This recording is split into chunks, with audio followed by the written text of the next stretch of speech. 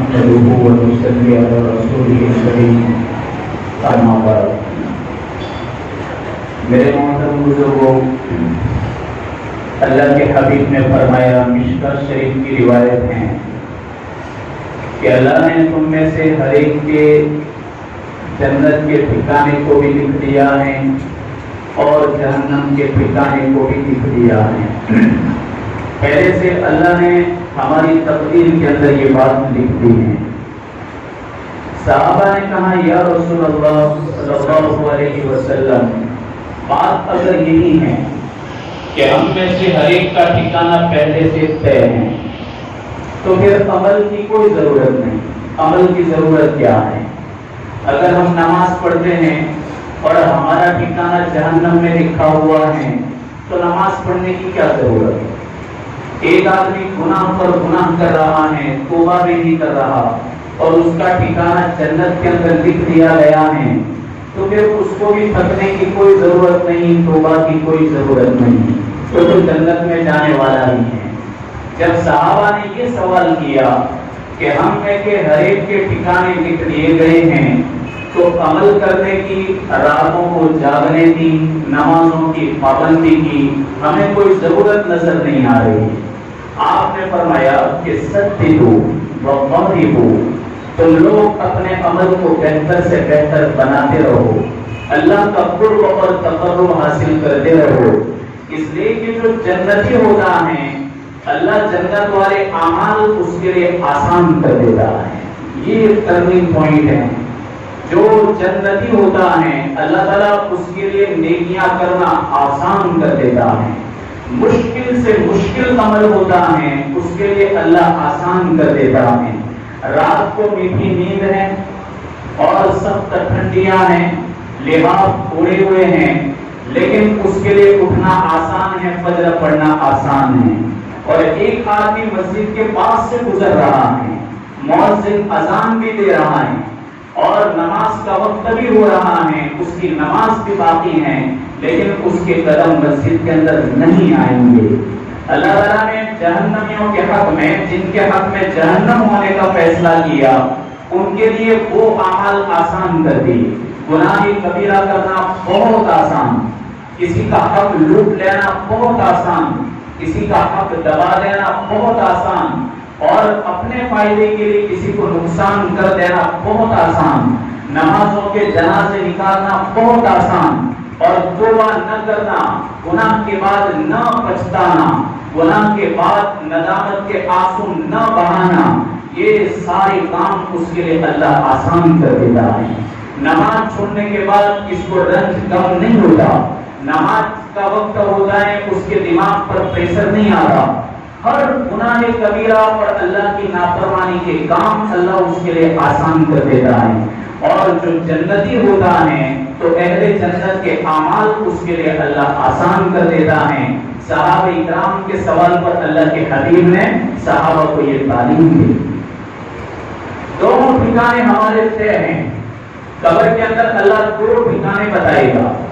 اگر ایمان والا کامیاب ہے تو فرشتہ کہے گا، دیکھ یہ جہنم کا ٹھکانہ دے۔ اگر تو ناکام ہوتا، اگر آج فیل ہو جاتا تو تیرا ٹھکانہ یہ ہوتا، لیکن تو پاس ہو گیا تو اللہ نے تیرا ٹھکانہ بدل دیا۔ تو قبر والوں کو جہنم کا ٹھکانہ بھی بتایا جاتا ہے، جنت کا ٹھکانہ بھی بتایا جاتا ہے۔ اللہ نے پہلے سے یہ طے کر لیا، جو جہنمی ہوتا ہے اللہ اس کو جنت کی باغ و بہار بتاتا ہے کہ دیکھ جنت نظر آ رہی ہے، جنت کی باغ و بہار دیکھ رہا ہے، جنت کی نعمتیں نظر آ رہی ہیں۔ وہ کہتا ہے ہاں۔ تو فرشتہ کہتا ہے تیرا یہ ٹھکانہ نہیں، تیرا ٹھکانہ یہ نہیں، جنت والا نہیں، تیرا ٹھکانہ یہ جہنم۔ تو وہ کہے گا کہ یہ دو ٹھکانے کیوں؟ فرشتہ کہے گا اگر تم مان لیتا تو تیرے لیے یہ ٹھکانہ ہوتا، لیکن تو نے چونکہ اللہ اور اس کے رسول کی بات کو ٹھکرایا تو تیرا یہ ٹھکانہ ہے۔ دونوں ٹھکانے اللہ نے پہلے سے قلم بند کر دیا ہے، تقدیر کا قلم پہلے سے چل چکا ہے۔ ہمارے لیے نماز اللہ نے توفیق دی، ہم مسجد کے اندر آئے، آپ کو اللہ اور اس کے رسول کی بات سننے کی توفیق دی، اللہ نے آپ کے لیے عمل کو آسان کر دیا، اور جب بندہ جنت والے اعمال کرتا ہے تو اللہ اس سے محبت کرنے لگتا ہے، اور جس بندے سے محبت کرتا ہے اسی کو نیکیوں کی توفیق دیتا ہے۔ آپ بتائیے، عمل کے اندر سنتے ہیں ایک بزرگ نے پانی خریدی، پانی اس زمانے میں انسان کو بیچا جاتا تھا، خریدا جاتا تھا۔ جیسے آج ہفتہ واری ہاٹ لگتے ہیں تو ہاٹ کے اندر جانوروں کو لایا جاتا ہے، بیچا جاتا ہے، خریدا جاتا ہے۔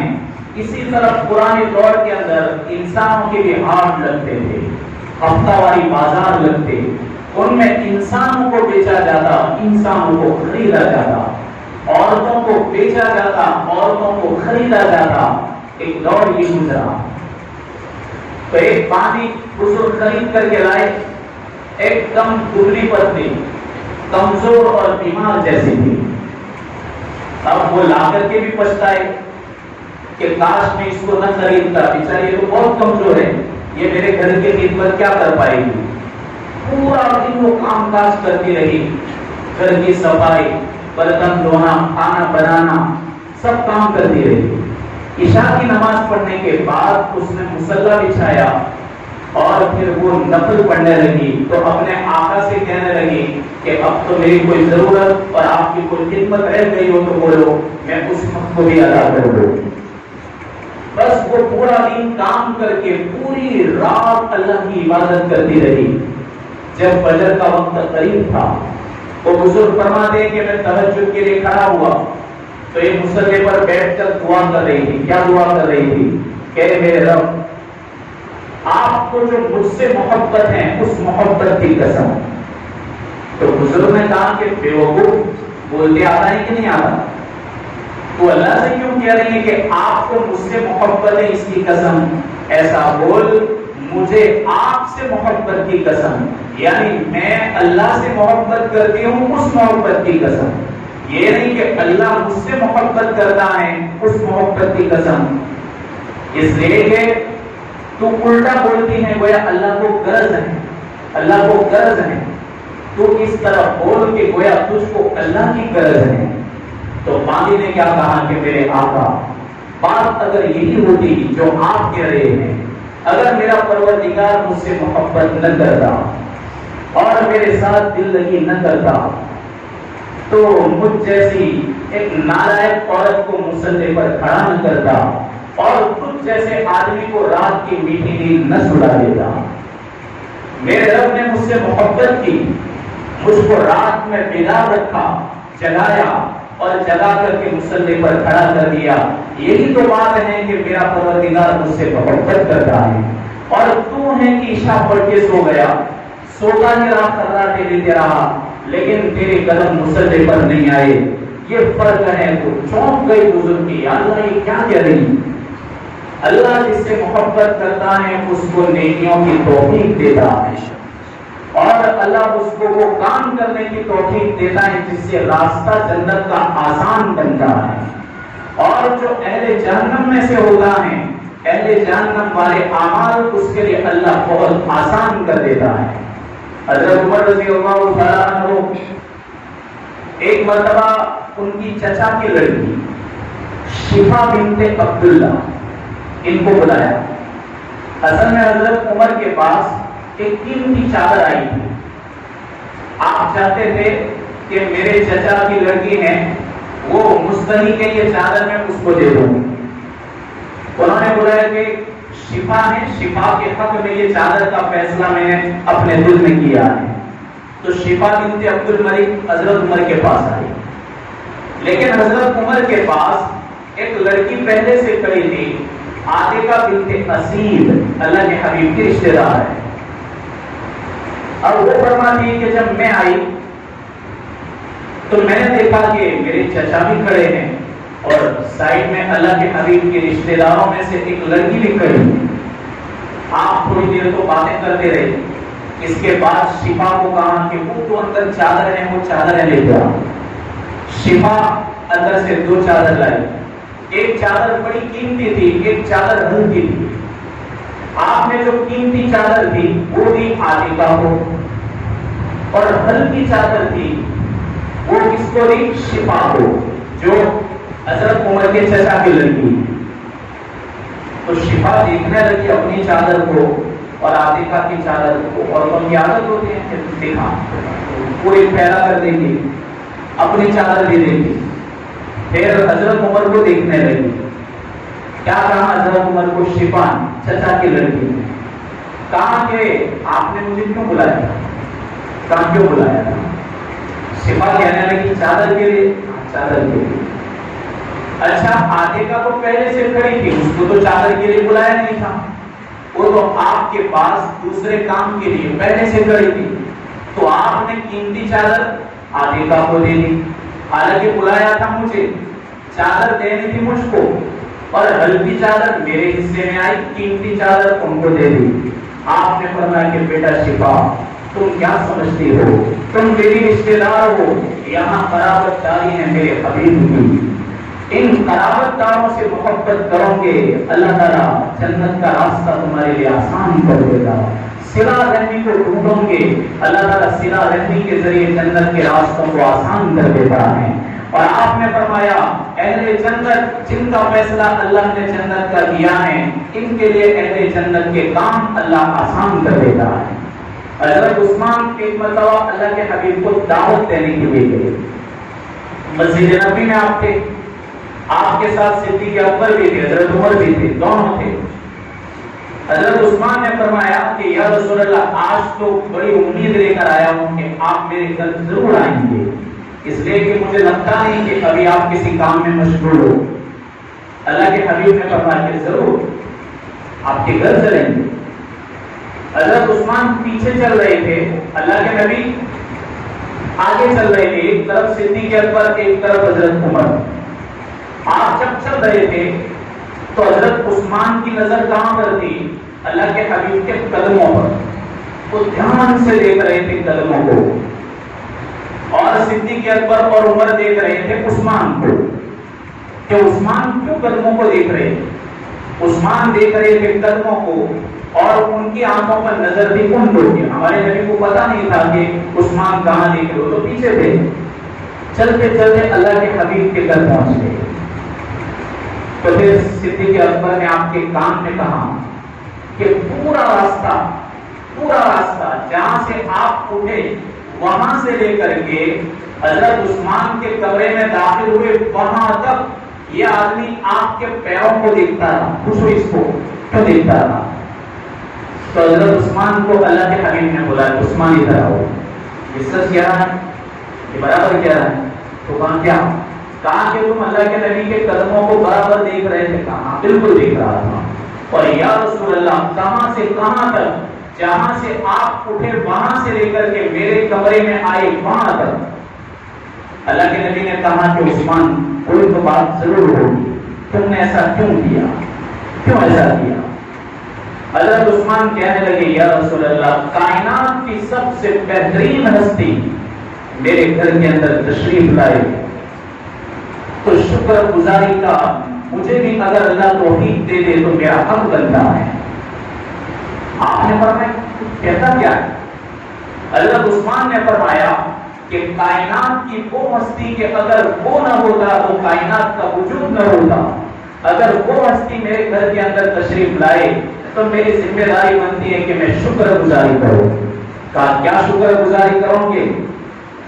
اللہ کے حبیب نے پوچھا۔ حضرت عثمان نے فرمایا میں اصل میں آپ کے قدم گن رہا تھا کہ میرے مکان تک آنے میں آپ کے کتنے قدم ہوتے ہیں، 100 قدم بنتے ہیں، 200 قدم بنتے ہیں، میں ان قدموں کو گن رہا تھا۔ آپ نے فرمایا قدموں کو گن کر تو کیا کرے گا؟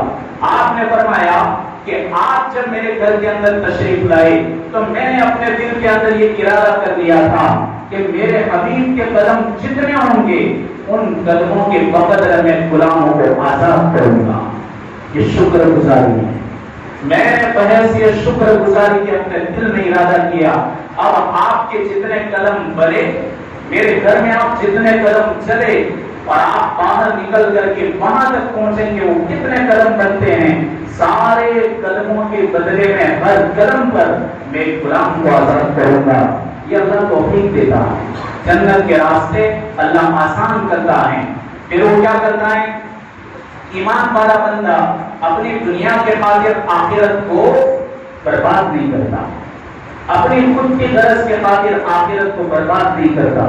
اس کے سامنے اپنا مقصد ہوتا ہے کہ میرے سامنے اپنی منزل ہے، اور وہ منزل ہے آخرت کی منزل. وہ تو کیا ہے، ان کے سامنے تو کچھ بھی نہیں، آخرت نہیں، ان کے حق میں تو اللہ نے فرمایا تو جانور جیسے ہیں، اور جانور سے بھی بدتر ہیں. ایمان والے کا سب سے بڑا مقصد آخرت ہوتا ہے. ایک مرتبہ احنف بن قیس تابعی ہے، بہت بڑی تابعی، حضرت عمر کے پاس بیٹھے ہوئے تھے. آپ نے کیا سوال کیا؟ سننے کے قابل سوال. حضرت عمر نے پوچھا کہ احنف سب سے بڑا جاہل کون؟ احنف سوچنے لگے کہ یہ سوال وجب کیا ہے، کیا میں یہ کہوں بے نمازی، یا میں یہ کہوں کہ ظالم، یا میں یہ کہوں کہ اللہ کے حقوق کو توڑنے والا، میں کس کو جاہل کہوں؟ وہ سوچتے رہے. حضرت عمر نے کہا میں تجھے کہہ رہا ہوں، احنف سب سے بڑا جاہل کون؟ احنف بن قیس نے فرمایا کہ عمر، سب سے بڑا جاہل وہ ہے کہ جو اپنی دنیا کے خاطر آخرت کو برباد کر دے. ایک شارٹ جواب دے دیا، اس میں سب آ گیا.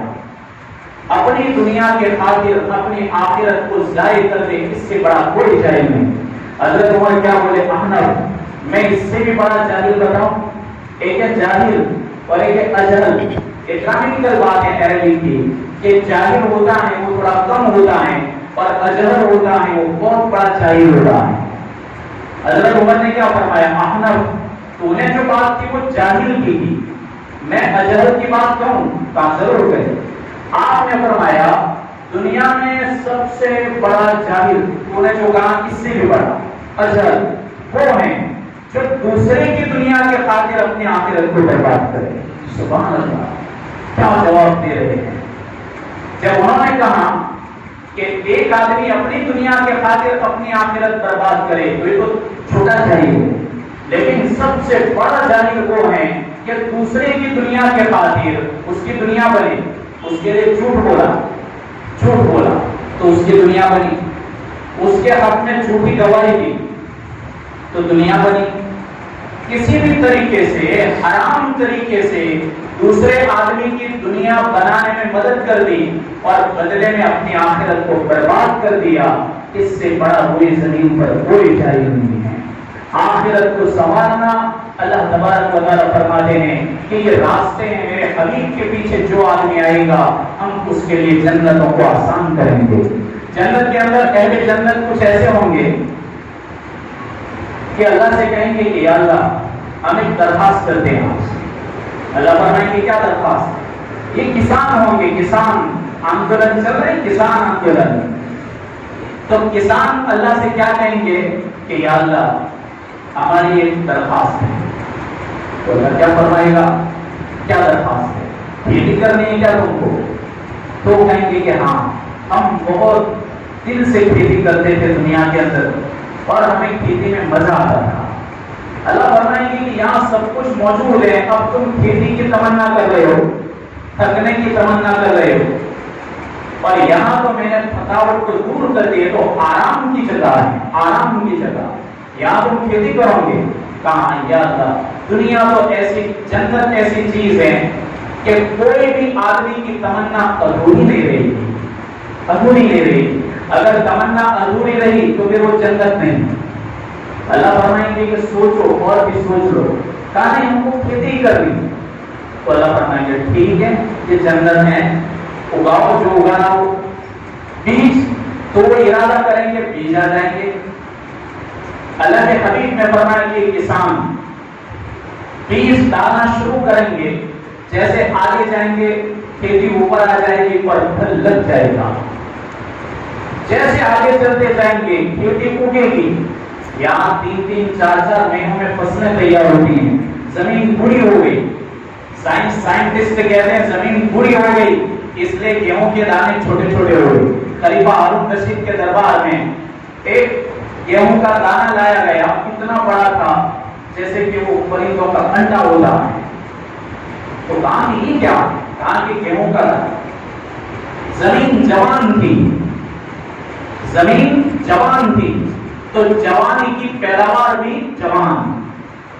अब साइंसदान कहते हैं जमीन बूढ़ी हो चुकी, तो बराबर है, अच्छी बात है, बूढ़ी हुई पर हर बूढ़ा दुनिया से रुखसत होता है, जवान भी हो जाता है, बच्चा भी हो जाता है, बुढ़ापा आता है तो कमजोरी आती है। अब जमीन के अंदर कमजोरी आई है, इसलिए कि हर दिन जमीन कयामत के करीब जा रही है, हर दिन जमीन कयामत के करीब जा रही है और खत्म होने के करीब जा रही है। जैसे किसान आगे अपनी खेती को उगा करके फारिग हो जाएंगे, उनके पीछे देखेंगे तो खेतियां कट करके तैयार हो गई होगी, तो कहेंगे कि यार ये तो जमीन कैसी है, जमीन ऐसी जमीन है, अल्लाह ने इसको कस्तूरी से बनाया, तो जमीन को कस्तूरी से बनाया कि जो जमीन जवान हो और कस्तूरी से बनी हो उसके अंदर ताकत कितनी होगी। अल्लाह ताला इन किसानों की तमन्नाओं को भी पूरा करेगा कि तुम्हारी जब ये तमन्ना है तो तुम अपनी तमन्ना को पूरी करो।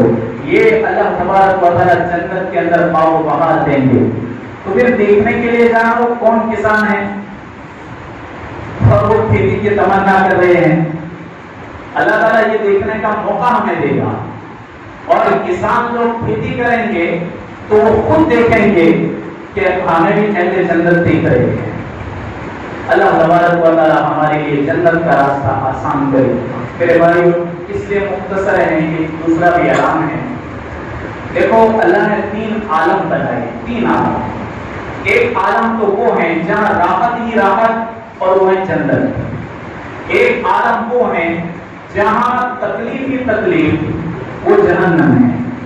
और एक आलम जहाँ तकलीफ भी है, राहत भी है, गम भी है, रंज भी है, बीमारी भी है, तंदुरुस्ती भी है, राहत है तो आफत भी है, उलझन भी है तो फरागत भी है, हर किस्म की अच्छाई है तो हर किस्म की बुराई भी है।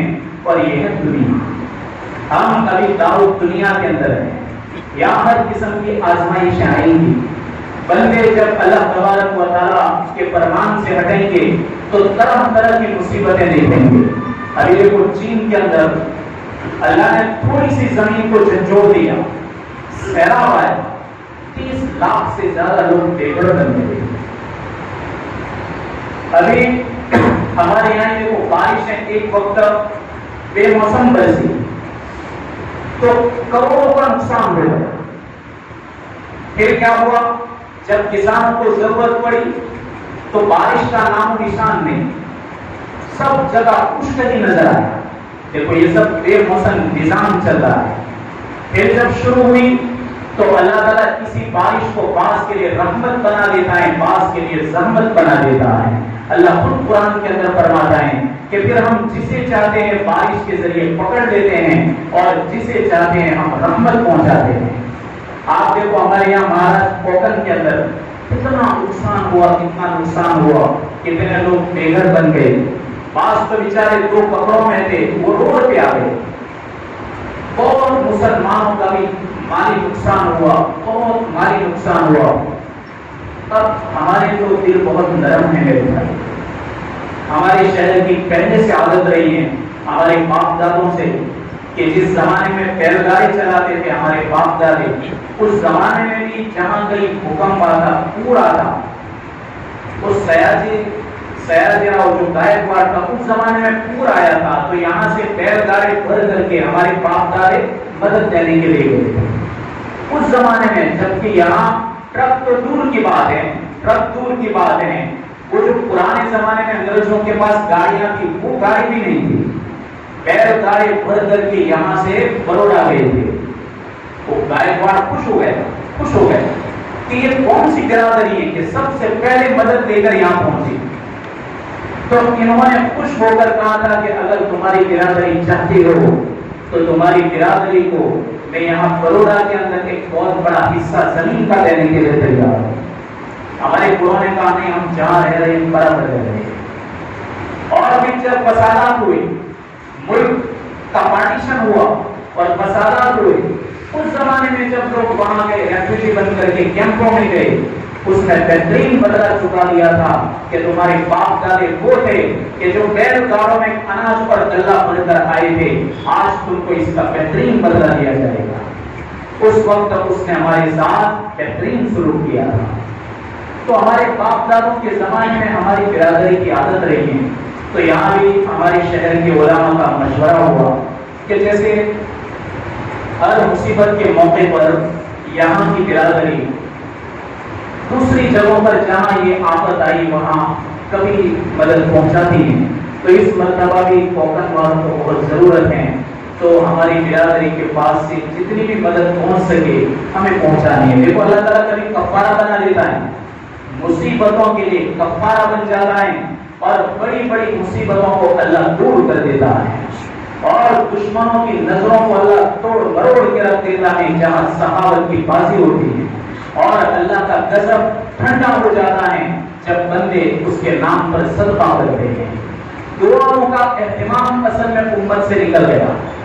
مولانا رومی رحمۃ اللہ علیہ مثنوی شریف کے اندر ایک بہترین مثال دیتے ہیں کہ دیکھو ایک معصوم بچہ ہوتا ہے، چھوٹا بچہ، اپنے ہر کام کے اندر اپنی ماں کو کارساز سمجھتا ہے، ہر کام۔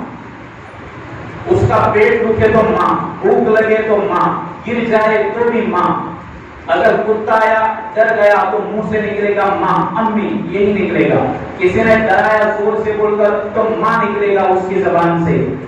یہاں تک کہ مدرسے میں جائے گا اور وہاں کسی بچے نے اس کو مارا، وہاں اس کی ماں نہیں ہے لیکن وہ کہے گا میں اپنی امی سے کہوں گا، امی نہیں ہے لیکن زبان پر کیا ہے، امی سے کہوں گا۔ اسکول کے اندر کوئی مصیبت آئی، لڑکا کہے گا امی سے کہوں گا۔ یہاں تک کہ جب استاد کبھی اس کو ایک لکڑی مارتے ہیں تو اس کی زبان سے بھی ماں نکلتا ہے، ماں ہی ماں۔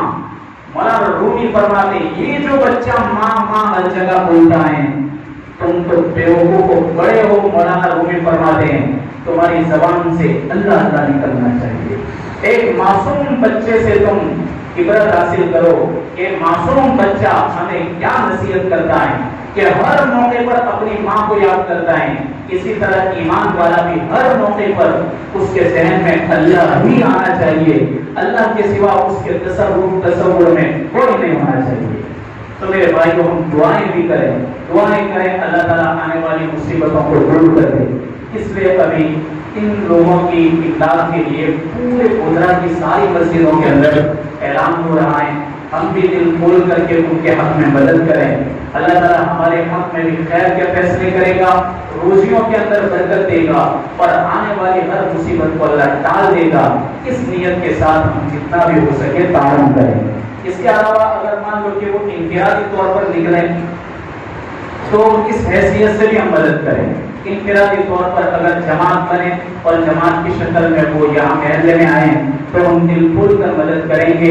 اللہ تعالیٰ ہم کو دنیا کے اندر بھی اس کا بہتر بدلہ عطا کرے گا، آخرت کے اندر بھی اللہ جنت کے اندر بہتر بدلہ عطا کرے گا۔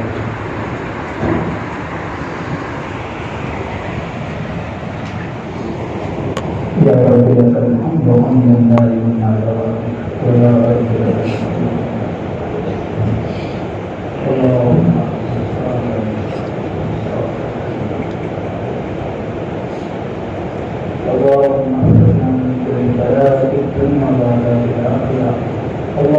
احفظنا من كل بلاء في الدنيا وعذاب الآخرة، اللهم احفظنا من كل بلاء في الدنيا وعذاب الآخرة، توفنا المسلمين واحفظنا بالصالحين، وصلى الله تعالى على خير خلقه ومولانا سيدنا محمد وعلى آله وصحبه أجمعين.